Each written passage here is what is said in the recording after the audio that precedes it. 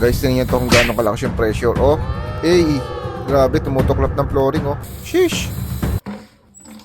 Grabe naman yung pressure washer ng Realm na to. Solid yung lakas ng pressure. Nakita nyo naman, di ba, natuklap yung flooring. Isang magandang morning nga pala, guys. Samahan nyo ako maglinis ng aming garahe gamit itong bagong dating kong pressure washer ng Realm. Tingnan nyo itsura, oh. Talagang paganda ng paganda yung mga pressure washer ngayon. Sobrang dali lang itong gamitin. Kahit babae ka, kayang-kaya mo yan. Kaya no, panoorin mo kung paano ko i-assemble yan bago natin gamitin. Pagsasalpak mo lang yung mga hose na yan, oh. Hindi mo na kailangan ng manual dyan. Gagamitan mo lang ng konting utak yan. Ilulubog mo lang yung pinaka-hose niya sa isang timbang tubig. Tapos pwede mo lang gamitin yan. Pagka-on mong ganyan, pigayin mo lang yung pinakabaril niya hanggang sa sumipsip na siya ng tubig. May pipihitin ka lang sa dulo para ma-adjust mo yung buga ng tubig. Sinasabi ko sa'yo, talagang mararamdaman mo yung pwersa ng tubig kung gaano kalakas. Boom! Nakita mo yun? Sheesh! Grabe, solid oh. Baka puro lumot na yung mga sahig nyo. Saktong-sakto to guys, talagang said yung mga lumot dyan. Kung mayroon kayong mga motor, mga sasakyan, tama-tama tong pang car wash. Kung gusto mo talagang malinis yung kasulok-sulukan, ganitong pressure washer ang bilhin mo. Ewan ko na lang, hindi pa nakakapagod. Mag-i-enjoy ka pa. Tingnan mo naman, kung gusto mong bumili, ang gagawin mo lang, pipindutin mo lang yung yellow basket ng sa baba. Huwag ka nang lumipat ng ibang video. Andito ka na, tama na to. Hindi ka ba napapagod, kakabrush?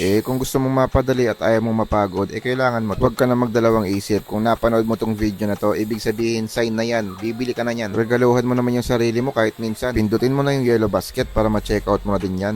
Let's go! Sarap naglilinis oh.